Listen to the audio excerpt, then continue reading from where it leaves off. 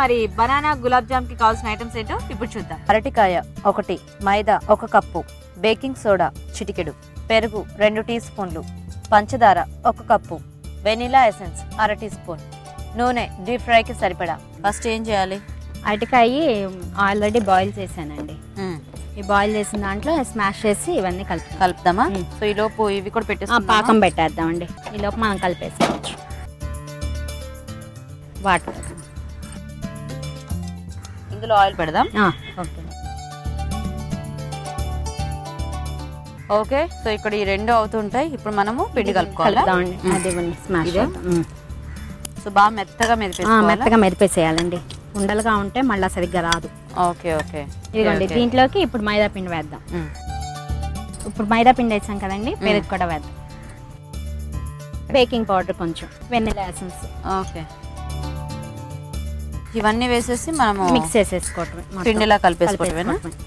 Okay అయిపోయిందా? అయిపోయిందండి. ఇప్పుడు ఇంకా దీని ఉండలు చేసేసుకోవటం. ఉండలు చేసుకోవటం అండి. ఇది 4 గంటలు నానబెడితే బాగా ఉంటుంది. ఇలా అయినా చేసుకోవచ్చు. అలా అయినా చేసుకోవచ్చా? అంటే మనకి ఇప్పుడు టైం లేదు కదా నానబెట్టే టైం. పర్లేదా? పర్వాలేదు. పాకం అయిపోయి వచ్చిందండి. సరిపోతుందా? గులాబ్ జామ్ పాకమేనండి, సరిపోతుంది. కట్టేసేద్దాం. ఓకే.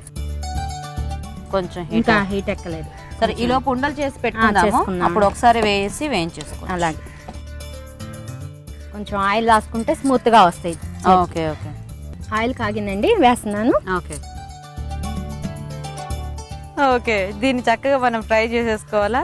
అవునండి. అయిపోయినాయండి. ఇంకా పొయ్యి ఆఫ్ చేసేసేద్దాము.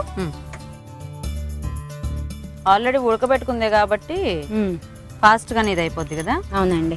ఒక 10 నిమిషాలు నానితే టేస్ట్ చాలా బాగుంటాయండి గులాబ్ జాములు. Okay okay. అప్పుడు మనకి ఈ షుగర్ సిరప్ అంతా కూడా లోపలికి పీల్చుకుంటుందా? టేస్ట్ అది చాలా బాగా వస్తుంది. ఓకే. అయితే ఇప్పుడు దీన్ని బౌల్లోకి తీసేద్దామా? తీద్దామండి. ఆ సర్వింగ్ బౌల్ ఇవ్వరా? అయిపోయిందండి. ఇప్పుడు సర్వింగ్ బౌల్లోకి తీసేసుకుందాం. Okay okay. Gulab jam ready. Very nice.